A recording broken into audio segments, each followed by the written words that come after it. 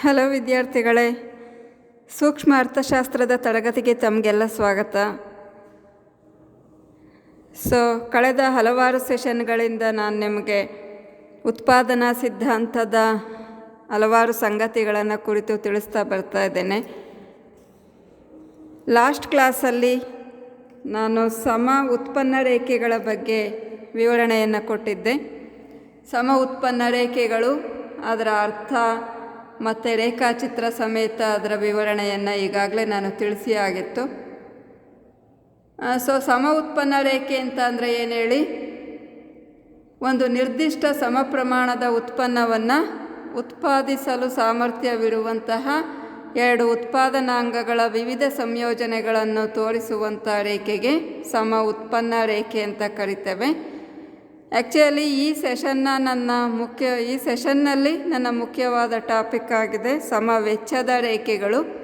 ಆದರೆ ಅದನ್ನು ತಿಳ್ಕೊಳ್ಳೋದಕ್ಕೆ ಮೊದಲು ನಾವು ಸಮ ಉತ್ಪನ್ನ ರೇಖೆಗಳ ಲಕ್ಷಣಗಳನ್ನು ತಿಳ್ಕೊಬೇಕಾಗುತ್ತೆ. ಸಮ ಉತ್ಪನ್ನ ರೇಖೆಗಳ ಲಕ್ಷಣಗಳನ್ನು ನಾನು ಬ್ರೀಫಾಗಿ ಎಕ್ಸ್ಪ್ಲೈನ್ ಮಾಡಿ ನಂತರ ಸಮ ವೆಚ್ಚದ ರೇಖೆಗಳ ಬಗ್ಗೆ ತಿಳಿಸ್ತೇನೆ. ಸಮ ಉತ್ಪನ್ನ ರೇಖೆಗಳ ಲಕ್ಷಣಗಳು, ವಿದ್ಯಾರ್ಥಿಗಳೇ, ನೀವೀಗಾಗಲೇ ಅನುಭೋಗಿಯ ವರ್ತನಾ ಸಿದ್ಧಾಂತದಲ್ಲಿ ಔದಾಸೀನ್ಯ ವಕ್ರರೇಖೆಗಳ ಬಗ್ಗೆ ತಿಳ್ಕೊಂಡಿರ್ತೀರಿ. ಅದೇ ಥರ ಔದಾಸೀನ್ಯ ವಕ್ರರೇಖೆಗಳ ಲಕ್ಷಣಗಳು ಸುಮಾರು 4-5 ಲಕ್ಷಣಗಳನ್ನು ರೇಖಾಚಿತ್ರ ಸಮೇತ ಎಲ್ಲ ವಿವರಿಸಿ ತಿಳಿಸಿರ್ತಾರೆ. ನೀವು ಕೂಡ ಓದಿರ್ತೀರ ಅಂತ ನಾನು ಭಾವಿಸ್ತೇನೆ. ಅದೇ ಥರ ಈ ಸಮ ಉತ್ಪನ್ನ ರೇಖೆಗಳ ಲಕ್ಷಣಗಳು ಇರ್ತವೆ. ಅಂದರೆ ಔದಾಸೀನ್ಯ ವಕ್ರರೇಖೆಗಳ ಲಕ್ಷಣಗಳು ಏನಿದಾವೋ ಅದೇ ಲಕ್ಷಣಗಳು ಸಮ ಉತ್ಪನ್ನ ರೇಖೆಗಳದ್ದು ಆಗಿರುತ್ತೆ. ಹಾಗಾಗಿ ನಾನು ಅಷ್ಟು ಡೀಟೇಲಾಗಿ ಇದನ್ನು ಎಕ್ಸ್ಪ್ಲೈನ್ ಮಾಡಲಿಕ್ಕೆ ಹೋಗೋದಿಲ್ಲ. ಸುಮ್ಮನೆ ಬ್ರೀಫಾಗಿ ಲಕ್ಷಣಗಳನ್ನು ಹೇಳ್ತೇನೆ. ಮೊದಲನೇ ಲಕ್ಷಣ ಆಗಿದೆ, ಸಮ ಉತ್ಪನ್ನ ರೇಖೆಗಳು ಎಡದಿಂದ ಬಲಕ್ಕೆ ಕೆಳಮುಖವಾಗಿ ಚಲಿಸ್ತವೆ, ಕೆಳಮುಖವಾಗಿ ಬಾಗಿರ್ತವೆ. ಇದನ್ನು ನೀವೀಗಾಗಲೇ ಚಿತ್ರದಲ್ಲಿನೂ ನೋಡಿದಿರಿ, ರೇಖಾಚಿತ್ರ ಬರ್ಕೊಂಡು ಕೂಡ ಇರ್ತೀರಿ. ಸಮ ಉತ್ಪನ್ನ ರೇಖೆಗಳು ಎಡದಿಂದ ಬಲಕ್ಕೆ ಕೆಳಮುಖವಾಗಿ ಬಾಗಿರ್ತವೆ. ಯಾಕೆ ಅಂತ ಅಂದರೆ, ನಾವು ಒಂದೇ ಮಟ್ಟದ ಉತ್ಪನ್ನವನ್ನು ಪಡೆಯೋದಕ್ಕೆ ಒಂದು ಉತ್ಪಾದನಾಂಗವನ್ನು ಹೆಚ್ಚುವರಿಯಾಗಿ ಬಳಸಬೇಕಂದ್ರೆ ಮತ್ತೊಂದು ಉತ್ಪಾದನಾಂಗದ ಬಳಕೆಯ ಪ್ರಮಾಣವನ್ನು ಕಡಿಮೆ ಮಾಡಬೇಕಾಗತ್ತೆ. ಇದು ಗೊತ್ತಲ್ವ? ಒಂದೇ ಮಟ್ಟದ ಉತ್ಪನ್ನವನ್ನು ನಾವು ಪಡೆಯೋದಕ್ಕೆ ಒಂದು ಉತ್ಪಾದನಾಂಗವನ್ನು ಹೆಚ್ಚುವರಿಯಾಗಿ ಬಳಸಬೇಕಂದ್ರೆ ಮತ್ತೊಂದು ಉತ್ಪಾದನಾಂಗದ ಬಳಕೆಯನ್ನು ಕಡಿಮೆ ಮಾಡಲೇಬೇಕಾಗುತ್ತೆ. ಈ ಒಂದು ಲಕ್ಷಣವನ್ನು ಸೂಚಿಸಬೇಕಂದ್ರೆ ಅದರ ರೇಖೆ ಎಡದಿಂದ ಬಲಕ್ಕೆ ಕೆಳಮುಖವಾಗಿಯೇ ಬಾಗಬೇಕಾಗುತ್ತೆ ಅಥವಾ ಚಲಿಸಬೇಕಾಗುತ್ತೆ. ಅದರಿಂದ ಈ ರೇಖೆ ಕೆಳಮುಖವಾಗಿ ಬಾಗುತ್ತೆ. ಇನ್ನು ಎರಡನೇ ಲಕ್ಷಣ ಆಗಿದೆ, ಮೂಲ ಬಿಂದುವಿಗೆ ಪೀನ ಮಧ್ಯವಾಗಿರುತ್ತವೆ. ಅದನ್ನು ಕೂಡ ನೀವು ನೋಡಿದ್ದೀರಿ ಚಿತ್ರದಲ್ಲಿ. ನೋಡಿ, ನಾನು ಈ ಚಿತ್ರ ಮತ್ತೆ ಇಲ್ಲಿನೂ ಕೊಟ್ಟಿದ್ದೇನೆ. ಎ ಇಂದ ಈ ಬಿಂದುವಿನ ಕಡೆಗೆ ನಾವು ಗಮನಿಸಿದಾಗ ವಕ್ರತೆ ಮೂಲ ಬಿಂದುವು ಓ ಬಿಂದುವಿನ ಕಡೆಗೆ ಗಮನಿಸಿ, ಓ ಬಿಂದುವಿನ ಸೈಡಿಂದ ನಾವು ನೋಡಿದಾಗ ಆ ವಕ್ರತೆ ಬಹಿರ್ಮುಖವಾಗಿರುತ್ತೆ. ಈ ಲಕ್ಷಣವನ್ನು ನಾವು ಪೀನ ಮಧ್ಯವಾಗಿರುತ್ತೆ ಅಂತೇಳಿ ಕರಿತೇವೆ. ಅಂದರೆ ಎರಡು ಉತ್ಪಾದನಾಂಗಗಳ ನಡುವಿನ ಸೀಮಾಂತ ತಾಂತ್ರಿಕ ಬದಲಿಕೆಯ ದರ ಇಳಿಮುಖವಾಗಿರುತ್ತೆ. ಅದರಿಂದಾಗಿ ಈ ರೇಖೆ ಕೂಡ ಪೀನ ಮಧ್ಯ ಆಕಾರವನ್ನು ಪಡ್ಕೊಳ್ಳುತ್ತೆ. ಯಾಕೆ ಅಂತ ಅಂದರೆ, ನಿಮಗೀಗಾಗಲೇ ನಾನು ತಿಳಿಸಿದ್ದೀನಿ ಸೀಮಾಂತ ತಾಂತ್ರಿಕ ಬದಲಿಕೆಯ ದರ. ಸೀಮಾಂತ ತಾಂತ್ರಿಕ ಬದಲಿಕೆಯ ದರ ಅಂದ್ರೇನು ಹೇಳಿ,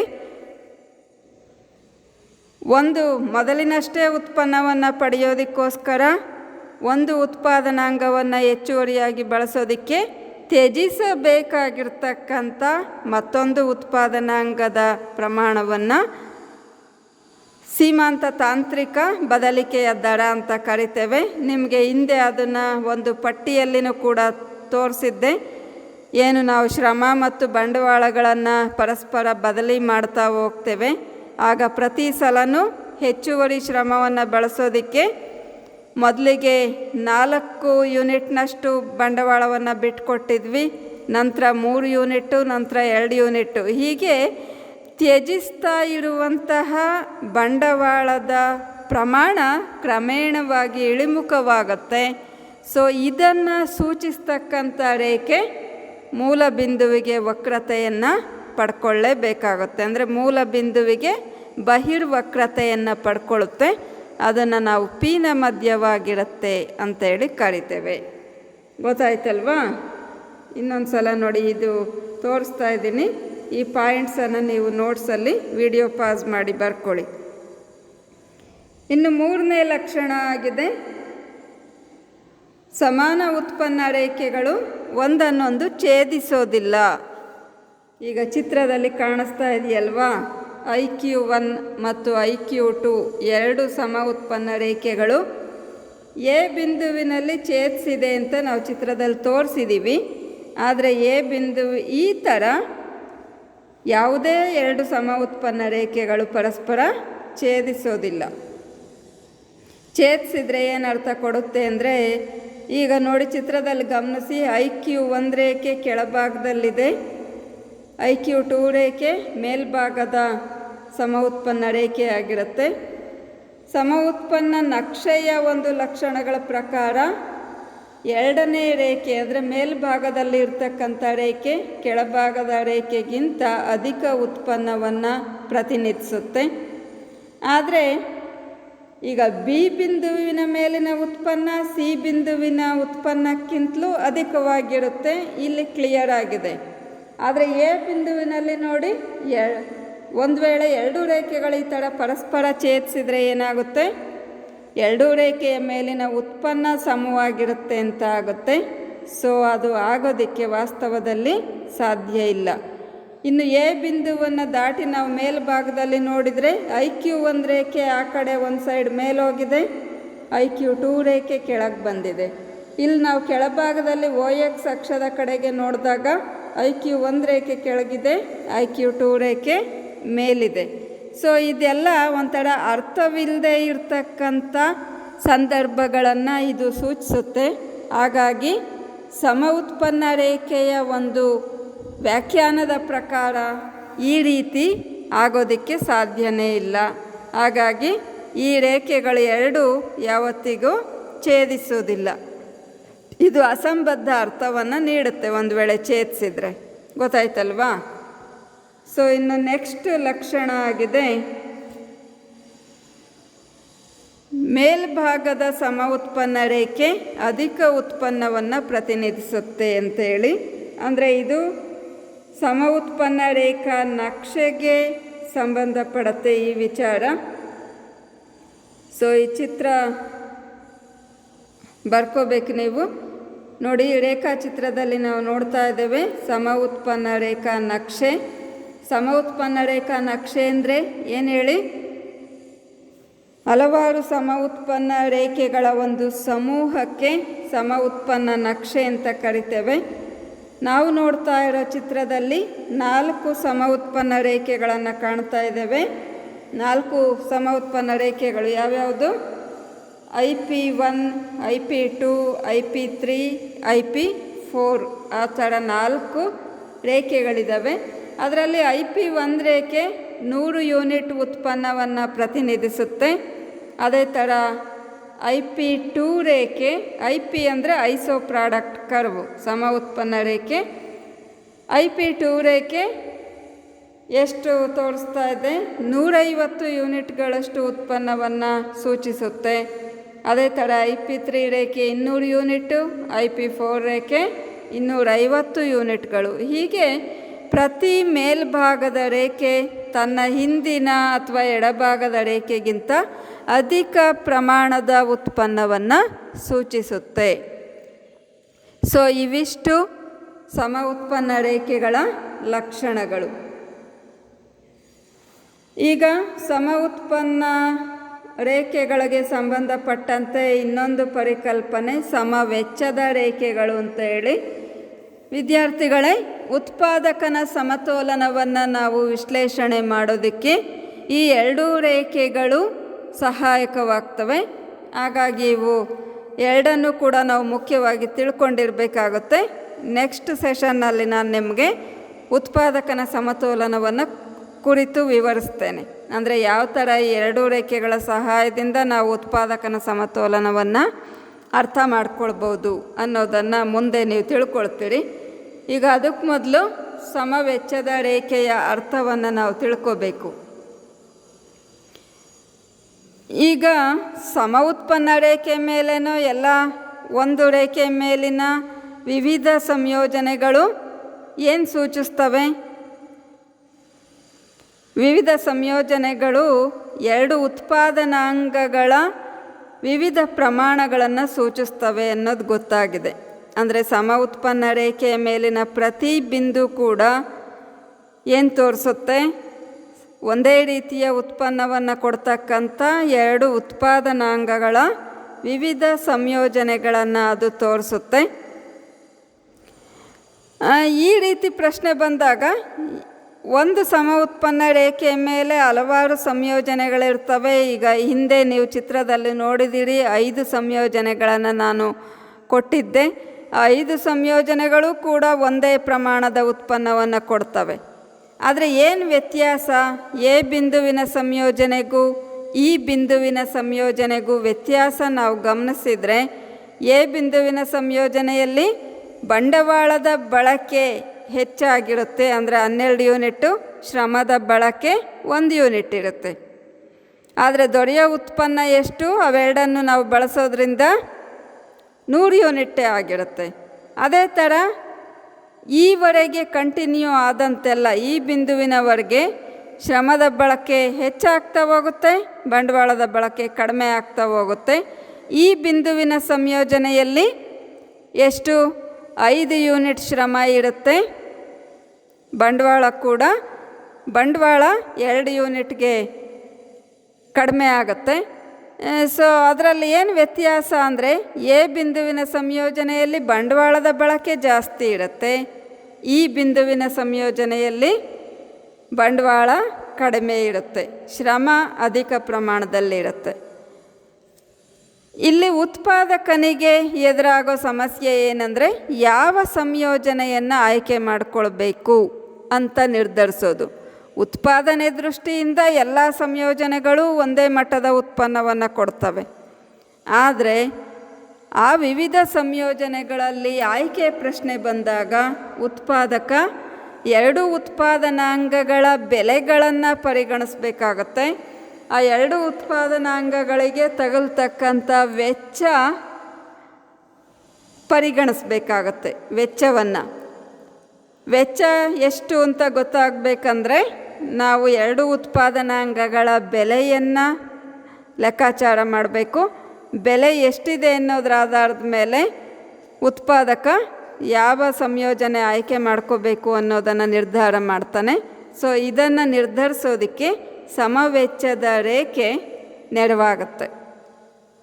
ಸಮವೆಚ್ಚದ ರೇಖೆಯ ಅರ್ಥ ಸ್ಕ್ರೀನ್ ಮೇಲೆ ಕಾಣಿಸ್ತಾ ಇದೆ ನೋಡಿ. ಉದ್ಯಮವು ಒಂದು ನಿರ್ದಿಷ್ಟ ಬೆಲೆಯಲ್ಲಿ ಮತ್ತು ನಿರ್ದಿಷ್ಟವಾದ ಒಟ್ಟು ವೆಚ್ಚದಲ್ಲಿ ಕೊಂಡುಕೊಳ್ಳಬಹುದಾದ ಎರಡು ಉತ್ಪಾದನಾಂಗಗಳ ವಿವಿಧ ಸಂಯೋಜನೆಗಳನ್ನು ಸೂಚಿಸುವ ರೇಖೆಗೆ ಸಮವೆಚ್ಚದ ರೇಖೆ ಅಥವಾ ಸಮಾನ ವೆಚ್ಚದ ರೇಖೆ ಅಂತ ಕರಿತೇವೆ. ಅಂದರೆ ಈ ರೇಖೆಯ ಮೇಲೆ ಇರ್ತಕ್ಕಂಥ ಎಲ್ಲ ಬಿಂದುಗಳು ಒಂದೇ ವೆಚ್ಚವನ್ನು ಒಳಗೊಂಡಿರುವಂತಹ ಎರಡು ಉತ್ಪಾದನಾಂಗಗಳ ವಿವಿಧ ಸಂಯೋಜನೆಗಳನ್ನು ತೋರಿಸುತ್ತೆ. ಅಂದರೆ ಎಲ್ಲ ಬಿಂದುಗಳು ಒಳಗೊಂಡಿರೋ ವೆಚ್ಚ ಏನು? ಒಂದೇ ವೆಚ್ಚ. ಅದರಿಂದನೇ ಈ ರೇಖೆಗೆ ಸಮವೆಚ್ಚದ ರೇಖೆ ಅಂತ ಕರಿತೇವೆ. ಗೊತ್ತಾಯ್ತಲ್ವಾ? ಒಂದು ನಿರ್ದಿಷ್ಟ ಸಮವೆಚ್ಚದ ರೇಖೆಯು ಒಂದು ಗೊತ್ತಾದ ವೆಚ್ಚದೊಂದಿಗೆ ಉದ್ಯಮವು ಕೊಳ್ಳಬಹುದಾದ ಎರಡು ಉತ್ಪಾದನಾಂಗಗಳ ವಿವಿಧ ಸಂಯೋಜನೆಗಳನ್ನು ತಿಳಿಸುತ್ತೆ. ಇದನ್ನೇ ಸಮವೆಚ್ಚದ ರೇಖೆ ಅಂತೇಳಿ ಕರಿತೇವೆ. ಸೊ ಇದನ್ನು ಚಿತ್ರದಲ್ಲಿ ನಾವು ತೋರಿಸ್ಬೋದು. ಸಮವೆಚ್ಚದ ರೇಖೆ ನೋಡಿ, ಇಲ್ಲಿ ಎರಡು ಚಿತ್ರಗಳನ್ನು ತೋರಿಸ್ತಾ ಇದ್ದೀನಿ. ಮೊದಲನೇ ಚಿತ್ರದಲ್ಲಿ ಒಂದು ಸಮವೆಚ್ಚದ ರೇಖೆ ಕಾಣಿಸ್ತಾ ಇದೆ. ಸೊ ಇದು ಯಾವಾಗಲೂ ಸ್ಟ್ರೈಟ್ ಲೈನ್ ಆಗಿರುತ್ತೆ, ಒಂದು ಸರಳ ರೇಖೆ ಮತ್ತು ಎರಡು ಅಕ್ಷಗಳನ್ನು ಸ್ಪರ್ಶಿಸುತ್ತೆ. ಎರಡನೇ ಚಿತ್ರದಲ್ಲಿ ಸಮವೆಚ್ಚದ ನಕ್ಷೆಯನ್ನು ನಾವು ಕಾಣ್ತಾ ಇದ್ದೇವೆ, ಅಂದರೆ ಹಲವಾರು ಸಮವೆಚ್ಚದ ರೇಖೆಗಳ ಒಂದು ಸಮೂಹ. ಈಗ ಇದನ್ನು ಹೇಗೆ ರಚಿಸಬೇಕು ಅಂತ ನಾವು ಅರ್ಥ ಮಾಡ್ಕೋಬೇಕು. ಸಮವೆಚ್ಚದ ರೇಖೆಯನ್ನು ರಚಿಸೋದಕ್ಕೆ ನಮಗೆ ಎರಡು ಉತ್ಪಾದನಾಂಗಗಳ ಬೆಲೆಗಳು ಗೊತ್ತಿರಬೇಕಾಗತ್ತೆ. ಇಲ್ಲಿ ನಾವು ಒಂದು ಉದಾಹರಣೆಯನ್ನು ಪರಿಗಣಿಸ್ತಾ ಇದ್ದೀವಿ. ಸಮವೆಚ್ಚದ ರೇಖೆಯನ್ನು ಅರ್ಥ ಮಾಡ್ಕೊಳ್ಳೋದಕ್ಕೆ ನಾವಿಲ್ಲಿ ಬಳಸ್ತಾ ಇರೋ ಉತ್ಪಾದನಾಂಗಗಳು ಎರಡು. ಒಂದು ಶ್ರಮ ಅಂದರೆ ಕಾರ್ಮಿಕರು ಮತ್ತು ಇನ್ನೊಂದು ಬಂಡವಾಳ ಅಂದರೆ ಯಂತ್ರೋಪಕರಣಗಳು. ಬಂಡವಾಳ ಯಂತ್ರೋಪಕರಣಗಳನ್ನು ಪ್ರತಿನಿಧಿಸುತ್ತೆ. ಈಗ ನಮಗೆ ಎರಡು ಉತ್ಪಾದನಾಂಗಗಳ ಬೆಲೆಗಳು ಮೊದಲು ಗೊತ್ತಿರಬೇಕಾಗತ್ತೆ. ಹಾಗೂ ಉತ್ಪಾದಕನ ಬಳಿ ಎಷ್ಟು ಹಣ ಇದೆ ಆ ಎರಡು ಉತ್ಪಾದನಾಂಗಗಳನ್ನು ಕೊಳ್ಳೋದಕ್ಕೆ ಅನ್ನೋದು ಕೂಡ ಗೊತ್ತಿರಬೇಕಾಗತ್ತೆ. ಈಗ ನಾವು ಈ ರೇಖೆಯನ್ನು ರಚಿಸೋದಕ್ಕೆ ಈ ಮೂರು ಅಂಕಿ ಅಂಶಗಳನ್ನು ನಮ್ಮ ಹತ್ರ ಹೊಂದಿರಬೇಕು. ಏನು ಉತ್ಪಾದಕನ ಬಳಿ ವೆಚ್ಚ ಮಾಡೋದಕ್ಕೆ ಇರ್ತಕ್ಕಂಥ ಹಣದ ಮೊತ್ತ 5,000 ರೂಪಾಯಿ ಇದೆ ಅಂತ ನಾವು ಭಾವಿಸೋಣ. ಇದರ ವಿವರಣೆ ಇಲ್ಲಿ ಕೊಟ್ಟಿದ್ದೀನಿ ನೋಡಿ. ಉತ್ಪಾದಕನ ಬಳಿ 5,000 ರೂಪಾಯಿಗಳು ಇದೆ ಅಂತ ನಾವು ಭಾವಿಸ್ಬೇಕು. ಯಂತ್ರಗಳು ಮತ್ತು ಕಾರ್ಮಿಕರು ಈ ಎರಡು ಉತ್ಪಾದನಾಂಗಗಳನ್ನು ಕೊಳ್ಳೋದಕ್ಕೆ ಉದ್ಯಮ ಸಂಸ್ಥೆ ಈ ಹಣವನ್ನು ಬಳಸ್ಕೊಳ್ಳುತ್ತೆ. ಒಂದು ಯಂತ್ರದ ಬೆಲೆ 1,000 ರೂಪಾಯಿ ಆಗಿದೆ ಮತ್ತು ಒಬ್ಬ ಕಾರ್ಮಿಕನ ಕೂಲಿಯ ದರ 50 ರೂಪಾಯಿ ಆಗಿದೆ ಅಂತ ನಾವು ಭಾವಿಸೋಣ. ಈಗ ಅವನ ಹತ್ರ ಉತ್ಪಾದಕನ ಹತ್ರ 5,000 ರೂಪಾಯಿ ಹಣ ಇದೆ ಇವೆರಡೂ ಉತ್ಪಾದನಾಂಗಗಳ ಮೇಲೆ ಖರ್ಚು ಮಾಡೋದಕ್ಕೆ. ಅಂದರೆ ತನ್ನ ಬಳಿ ಇರ್ತಕ್ಕಂಥ 5,000 ರೂಪಾಯಿಗಳಲ್ಲಿ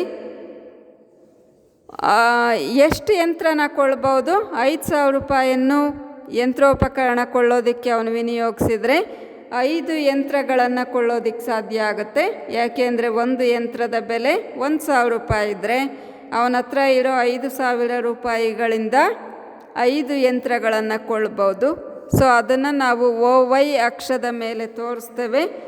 5 ಯಂತ್ರಗಳು, 5ರ ಬಳಿ ನಾವು ಮಾರ್ಕ್ ಮಾಡಬೇಕಾಗುತ್ತೆ. ಇಲ್ಲಿ ನೋಡಿ, OY ಅಕ್ಷದ ಮೇಲೆ 5 ಯಂತ್ರಗಳನ್ನು ಕೊಳ್ಬೋದು ಅನ್ನೋದಕ್ಕೆ 5ಅನ್ನು ಮೊದಲು ಗುರುತಿಸ್ಬೇಕು. ಅದೇ ಥರ ಒಂದು ವೇಳೆ ಉತ್ಪಾದಕ ತನ್ನಲ್ಲಿರ್ತಕ್ಕಂಥ 5,000 ರೂಪಾಯಿಗಳನ್ನು ಶ್ರಮ ಒಂದರ ಮೇಲೆ ವಿನಿಯೋಗಿಸಿದರೆ ಅವನು ಎಷ್ಟು ಜನ ಕಾರ್ಮಿಕರನ್ನು ನೇಮಿಸ್ಬೋದು? 100 ಜನ ಕಾರ್ಮಿಕರನ್ನು ನೇಮಿಸ್ಬೋದು. ಸೊ 100 ಜನ ಕಾರ್ಮಿಕರ ಹತ್ರ ನಾವು ಮಾರ್ಕ್ ಮಾಡಿದ್ದೇವೆ, ಎಂ ಬಿಂದುವನ್ನು ಗುರುತಿಸಿದ್ದೇವೆ. ಈಗ ಎನ್ ಮತ್ತು ಎಂ ಬಿಂದುಗಳನ್ನು ಸೇರಿಸಿದಾಗ ನಮಗೆ ಸಮವೆಚ್ಚದ ರೇಖೆ ದೊರೆಯುತ್ತೆ. ಗೊತ್ತಾಯ್ತಲ್ವಾ ಸಮವೆಚ್ಚದ ರೇಖೆಯನ್ನು ಹೇಗೆ ರಚಿಸಬೇಕಂತ? ಉತ್ಪಾದಕನ ಬಳಿ ಇರೋ ಹಣದಿಂದ ಎಷ್ಟು ಯಂತ್ರಗಳು ಮತ್ತು ಎಷ್ಟು ಕಾರ್ಮಿಕರನ್ನು ಕೊಳ್ಳಬಹುದು ಅನ್ನೋದರ ಆಧಾರದ ಮೇಲೆ ನಾವು ಬಿಂದುಗಳನ್ನು ಗುರುತಿಸ್ತೀವಿ. ನಂತರ 2 ಬಿಂದುಗಳನ್ನು ಸೇರಿಸಿದರೆ ಸಮವೆಚ್ಚದ ರೇಖೆ ದೊರೆಯುತ್ತೆ. ವಿದ್ಯಾರ್ಥಿಗಳೇ, ನಾವು ಮೊದಲನೇ ರೇಖಾಚಿತ್ರದಲ್ಲಿ ಕಾಣ್ತಾ ಇರೋ NM ರೇಖೆ ಸಮವೆಚ್ಚದ ರೇಖೆ ಆಗಿರುತ್ತೆ. ಈಗ ಒಂದು ವೇಳೆ ಉತ್ಪಾದಕನ ಬಳಿ ಇರೋ ಹಣದ ಮೊತ್ತ 5,000 ರೂಪಾಯಿ ಬದಲಾಗಿ 8,000 ರೂಪಾಯಿ ಜಾಸ್ತಿ ಆಯ್ತಂದರೆ, ಅಥವಾ 6,000 ಅಂತ ತಗೊಳ್ಳೋಣ, 6,000 ಜಾಸ್ತಿ ಆಯ್ತಂದರೆ ಅವನು ಮತ್ತಷ್ಟು ಹೆಚ್ಚು ಯಂತ್ರಗಳನ್ನು, ಅಂದರೆ 5ಕ್ಕೆ ಬದಲಾಗಿ ಎಷ್ಟು ಯಂತ್ರ ಕೊಳ್ಬೋದು? 6 ಯಂತ್ರ ಕೊಳ್ಬೋದು. ಅದೇ ಥರ ಮತ್ತೊಂದು 1,000 ಹೆಚ್ಚುವರಿಯಿಂದ ಇನ್ನೊಂದು 50 ಕಾರ್ಮಿಕರನ್ನು ಅವನು ಹೆಚ್ಚಾಗಿ ಕೆಲಸಕ್ಕೆ ನೇಮಿಸ್ಕೊಳ್ಬೋದು. ಅಂದರೆ ಅವನ ಹತ್ರ ಇರೋ ಹಣದ ಮೊತ್ತ ಹೆಚ್ಚಾದರೆ ಎರಡೂ ಉತ್ಪಾದನಾಂಗಗಳನ್ನು ಅವನು ಮೊದಲಿಗಿಂತ ಹೆಚ್ಚು ಪ್ರಮಾಣದಲ್ಲಿ ಬಳಸೋದಕ್ಕೆ ಸಾಧ್ಯವಾಗುತ್ತೆ. ಹಾಗಾಗಿ ಸಮವೆಚ್ಚದ ರೇಖೆ ಮೇಲ್ಭಾಗಕ್ಕೆ ಸಮಾನಾಂತರವಾಗಿ ಶಿಫ್ಟ್ ಆಗುತ್ತೆ, ಸ್ಥಳಾಂತರ ಹೊಂದುತ್ತೆ. ನೋಡಿ, ಎರಡನೇ ಚಿತ್ರದಲ್ಲಿ AB ಸಮವೆಚ್ಚದ ರೇಖೆ 100 ರೂಗಳ ವೆಚ್ಚವನ್ನು ಪ್ರತಿನಿಧಿಸುತ್ತೆ. ಒಂದು ವೇಳೆ ಅವನ ಹತ್ರ ಇರೋ ಹಣದ ಮೊತ್ತ 200 ರೂಪಾಯಿ ಆಯ್ತಂದರೆ ಸಮವೆಚ್ಚದ ರೇಖೆ ಸಮಾಂತರವಾಗಿ A1 B1ಗೆ ಶಿಫ್ಟ್ ಆಗಿರೋದನ್ನು ನಾವು ಕಾಣ್ತೇವೆ. ಅದೇ ಥರ ಉತ್ಪಾದಕನ ಬಳಿ ಆದಾಯ 300 ರೂಪಾಯಿಗಳಿಗೆ ಹೆಚ್ಚಾದರೆ ಬೆಲೆಯ ರೇಖೆ A2 B2ಗೆ ಶಿಫ್ಟ್ ಆಗುತ್ತೆ. ಬೆಲೆಯ ರೇಖೆ ಮೀನ್ಸ್ ಇಲ್ಲಿ ವೆಚ್ಚದ ರೇಖೆ. ಅನುಭೋಗಿಯ ವರ್ತನೆ ಸಿದ್ಧಾಂತದಲ್ಲಿ ನಾವು ಅದನ್ನು ಬೆಲೆಯ ರೇಖೆ, ಆದಾಯದ ರೇಖೆ ಅಂತ ಎಲ್ಲ ಕರಿತೇವೆ. ಸೊ ಅನುಭೋಗಿ ವರ್ತನೆ ಸಿದ್ಧಾಂತದಲ್ಲಿ ಬೆಲೆಯ ರೇಖೆ ಅಥವಾ ಬಜೆಟ್ ಲೈನ್ ಏನಿದೆ, ಆಯವ್ಯಯ ರೇಖೆ, ಅದೇ ರೇಖೆಯನ್ನು ಉತ್ಪಾದನಾ ಸಿದ್ಧಾಂತದಲ್ಲಿ ಸಮವೆಚ್ಚದ ರೇಖೆ ಅಂತೇಳಿ ನಾವು ಕರಿತೇವೆ. ಸೊ ಸಮವೆಚ್ಚದ ರೇಖೆಯ ನಕ್ಷೆಯಲ್ಲಿ ಪ್ರತಿ ಮೇಲ್ಭಾಗದ ರೇಖೆ ತನ್ನ ಹಿಂದಿನ ರೇಖೆಗಿಂತ ಅಧಿಕ ಮಟ್ಟದ ವೆಚ್ಚವನ್ನು ಪ್ರತಿನಿಧಿಸುತ್ತೆ. ನಾವು ಇನ್ನೊಂದು ಅಂಶ ಇಲ್ಲಿ ಪರಿಗಣಿಸಬೇಕು. ಸಮ ಉತ್ಪನ್ನ ನಕ್ಷೆಗೂ ಸಮವೆಚ್ಚದ ನಕ್ಷೆಗೂ ಏನು ವ್ಯತ್ಯಾಸ ಅಂತ. ಸಮ ಉತ್ಪನ್ನ ರೇಖೆಗಳು ಸಮಾಂತರವಾಗಿಯೇ ಇರಬೇಕು ಅಂತ ಏನು ನಿಯಮ ಇಲ್ಲ. ಅವು ವೇರಿಯೇಷನ್ ಆಗ್ಬೋದು, ಸಮಾನ ಅಂತರ ಇಲ್ಲದೆ ಇರ್ಬೋದು. ಎರಡು ರೇಖೆಗಳ ನಡುವೆ ಕೆಲವೊಮ್ಮೆ ಅಂತರ ಕಡಿಮೆ ಆಗುತ್ತೆ, ಕೆಲವೊಮ್ಮೆ ಅಂತರ ಹೆಚ್ಚಾಗುತ್ತೆ. ಆದರೆ ಅವೆರಡೂ ಎಂದಿಗೂ ಪರಸ್ಪರ ಛೇದಿಸೋದಿಲ್ಲ. ಆದರೆ ಸಮವೆಚ್ಚದ ರೇಖೆಗಳು ಮಾತ್ರ ಸಮಾಂತರವಾಗಿಯೇ ಇರ್ತವೆ. ಅಂದರೆ ಅವೆರಡರ ನಡುವಿನ ಅಂತರ ನೋಡಿ, ಡಿಸ್ಟೆನ್ಸು ಈಕ್ವಲ್ ಇದೆ, ಸಮಾಂತರವಾಗಿಯೇ ಇರ್ತವೆ ಈ ಸಮವೆಚ್ಚದ ರೇಖೆಗಳು. ಸೊ ಇದರ ವಿವರಣೆ ನೆಕ್ಸ್ಟ್ ಸ್ಲೈಡಲ್ಲಿ ಇದೆ, ನೀವು ಇದನ್ನು ಬರ್ಕೋಬೇಕಾಗತ್ತೆ. ಈ ವಿಡಿಯೋ ಕೂಡ ಪಾಸ್ ಮಾಡಿ ನೀವು ವಿವರಣೆ ಬರ್ಕೊಳ್ಳಿ. ನಂತರ ನೆಕ್ಸ್ಟ್ ಕೂಡ ಈ ಸಮವೆಚ್ಚದ ನಕ್ಷೆಯ ಬಗ್ಗೆ ವಿವರಣೆ ಈ ಸ್ಲೈಡ್ನಲ್ಲಿ ಇದೆ. ಇದರ ವಿವರಣೆಯನ್ನು ಕೂಡ ನೀವು ನೋಟ್ಸ್ನಲ್ಲಿ ಬರ್ಕೊಳ್ಳಿ. ಇಲ್ಲಿಗೆ ಸಮ ಉತ್ಪನ್ನ ರೇಖೆ, ಅದರ ಲಕ್ಷಣಗಳು ಮತ್ತು ಸಮವೆಚ್ಚದ ರೇಖೆ, ಅದರ ಕೆಲವೊಂದು ಲಕ್ಷಣಗಳನ್ನು ಕೂಡ ತಿಳ್ಕೊಂಡಂಗಾಯಿತು. ಇನ್ನು ನಾಳೆ ನಾಡೋದ್ರಿಂದ ನಿಮಗೆ ಇವತ್ತಿಂದನೇ ಆ್ಯಕ್ಚುಲಿ ಆಫ್ಲೈನ್ ಕ್ಲಾಸ್ ಅಂದರೆ ಫಿಸಿಕಲ್ ಕ್ಲಾಸು ಪ್ರಾರಂಭ ಆಗಿದೆ. ಸುಮಾರು ವಿದ್ಯಾರ್ಥಿಗಳನ್ನು ನೀವು ಅಟೆಂಡ್ ಮಾಡಿರ್ತೀರ. ನಾನು ನೆಕ್ಸ್ಟ್ ವೀಕಿಂದ ಇನ್ನು ವಿಡಿಯೋ ಕಳಿಸೋದನ್ನು ನಿಲ್ಲಿಸ್ತಾ ಇದ್ದೀನಿ. ಹೆಚ್ಚು ಕಡಿಮೆ ಇದು ಅಥವಾ ಇನ್ನೊಂದು ನಾಳೆ ಕಳಿಸೋ ವಿಡಿಯೋ ಕೊನೆ ಆಗ್ಬೋದು. Thank you.